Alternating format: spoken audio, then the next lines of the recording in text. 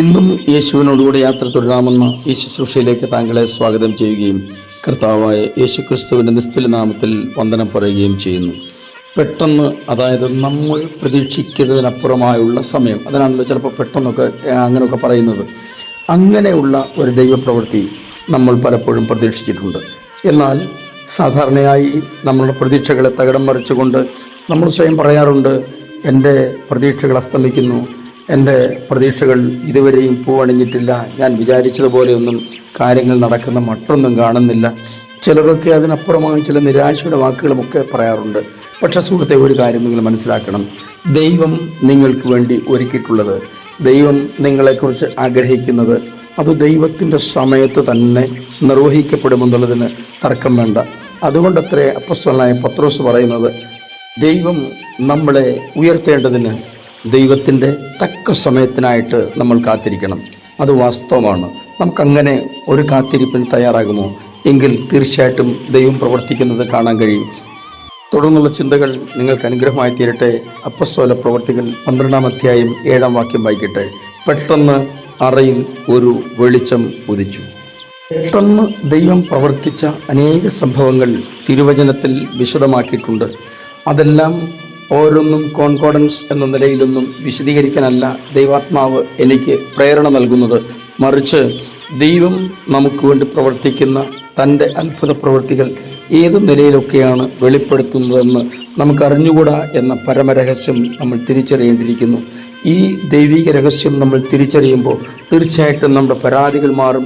നമ്മുടെ പ്രശ്നങ്ങൾക്ക് പരിഹാരമുണ്ടാകാൻ താമസിക്കുന്നു എന്ന് നമുക്ക് തോന്നുമ്പോഴും നമ്മുടെ മനസ്സ് പറയും, നമ്മുടെ ഉള്ളം പറയും, നമ്മുടെ അന്തരാത്മ പറയും, ഭാരപ്പെടേണ്ട, നിരാശപ്പെടേണ്ട, സങ്കടപ്പെടേണ്ട, ദൈവം തക്ക സമയത്ത് നമുക്ക് വേണ്ടി മറുപടി നൽകുമെന്നുള്ളത്.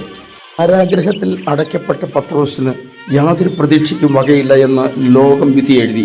മറ്റുള്ളവർ തിരിച്ചറിഞ്ഞു, ഇനി അവൻ പുറം ലോകം കാണുകയില്ല, ഇനി അവൻ വെളിച്ചം കാണുകയില്ല, ഇനി അവൻ സ്വതന്ത്രമായി നടക്കുകയില്ല. ഇതൊക്കെ മനുഷ്യൻ്റെ വെറും ചിന്തകൾ മാത്രമാണ്, മനുഷ്യൻ്റെ വെറും ആലോചനകൾ മാത്രമാണ്. എന്നാൽ ദൈവത്തിൻ്റെ ആലോചന നമ്മുടെ ആലോചനയേക്കാൾ എത്രയോ ഉയർന്നിരിക്കുന്നു.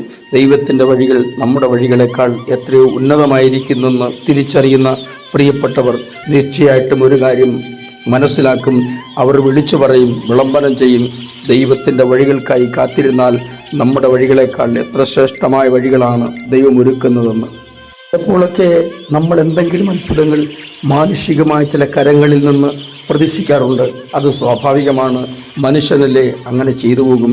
എന്നാൽ നമ്മുടെ സ്വാഭാവികമായ പ്രതീക്ഷകളൊക്കെ അസ്തമിക്കുന്ന സ്ഥാനത്ത്, ഒരു കരവും നമുക്ക് നേരെ നീട്ടാൻ സാധ്യതയില്ലാത്ത സ്ഥാനത്ത്, അല്ലെങ്കിൽ എല്ലാ കരവും നമുക്ക് നേരെ അടച്ചു പിടിക്കുന്ന സ്ഥാനത്ത്, ആരും നമുക്ക് നേരെ മനസ്സ് തുറക്കാൻ കഴിയാത്ത സാഹചര്യത്തിൽ, മനസ്സ് തുറക്കാത്ത അവസരത്തിൽ, നമുക്ക് വേണ്ടി പ്രവർത്തിക്കാനോ സംസാരിക്കാനോ ആരുമില്ല എന്ന് വിചാരിക്കുന്ന അവസരത്തിൽ, അങ്ങനെയുള്ള അവസരത്തിലാണ് ദൈവത്തിൻ്റെ ഇടപെടലുണ്ടാകുന്നതെന്ന് നമുക്ക് ഈ വാക്യത്തിലൂടെ മനസ്സിലാക്കാൻ കഴിയും.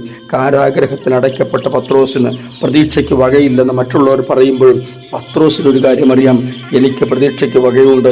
അതുകൊണ്ടത്രേ താൻ അവിടെ കാരാഗ്രഹത്തിൽ സുഖമായി ഉറങ്ങിയത്, കാവൽക്കാരുടെ നടുവിൽ താൻ സുഖമായി ഉറങ്ങിയത് എന്ന് നമ്മൾ മനസ്സിലാക്കേണ്ടിയിരിക്കുന്നു.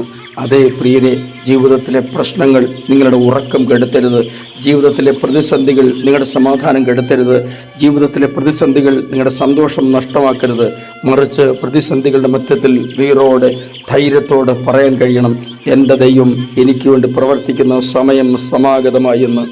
കാവൽക്കാരുടെ നടുവിൽ ചങ്ങലകളാൽ ബന്ധിക്കപ്പെട്ടവനായി കിടക്കുന്ന പത്രോസിൻ്റെ അടുക്കലേക്ക് വെളിച്ചം മാത്രമല്ല, ദൈവത്തിൻ്റെ ദൂതനും ഇറങ്ങി വന്നു. അതെ, ദൈവപ്രവൃത്തി എന്നത് ഒരു പ്രതിഭാസം മാത്രമല്ല, നമുക്ക് മനസ്സിലാകത്തക്ക നിലയിൽ ഒരടയാളം കൂടിയായിരിക്കും. ദൈവത്തിൻ്റെ അത്ഭുതം എന്ന് പറയുന്നത് സാങ്കല്പികമല്ല, മറിച്ച് ഇന്നും നിർവഹിക്കപ്പെടുന്ന സംഗതികൾ മാത്രമാണ്. അതുകൊണ്ട് നിങ്ങളുടെ കരച്ചിലൊന്ന് നിർത്തൂ, നിങ്ങളുടെ നിരാശാജനകമായ ആ നെടുവീർപ്പുകളൊന്ന് നിർത്തൂ. ദൈവത്തിൻ്റെ സമയത്ത് ഈ ദിവസങ്ങളിൽ നിങ്ങൾക്ക് വേണ്ടി ഉണ്ട് എന്ന് ഒന്ന് കാത്തിരിക്കൂ. തീർച്ചയായിട്ടും ദൈവം നിങ്ങളെ സഹായിക്കും. ഞാൻ നിങ്ങൾക്ക് വേണ്ടി പ്രാർത്ഥിക്കുന്നു. സ്വർഗീയ പിതാവേ, എൻ്റെ എല്ലാ പ്രിയപ്പെട്ടവരെയും അങ്ങയുടെ കരങ്ങളിലേക്ക് ഏൽപ്പിച്ച് അനുഗ്രഹിച്ച് പ്രാർത്ഥിക്കുന്നു. ജീവിതത്തിലെ പ്രതിസന്ധികളുടെ മധ്യത്തിൽ അങ്ങയുടെ പ്രവൃത്തിക്കായി, അത്ഭുതത്തിനായി കാത്തിരിക്കാൻ ഞങ്ങളെ സഹായിക്കണമേ. യേശുക്രിസ്തുവിൻ്റെ അൻപുള്ള നാമത്തിൽ തന്നെ, ആമേൻ.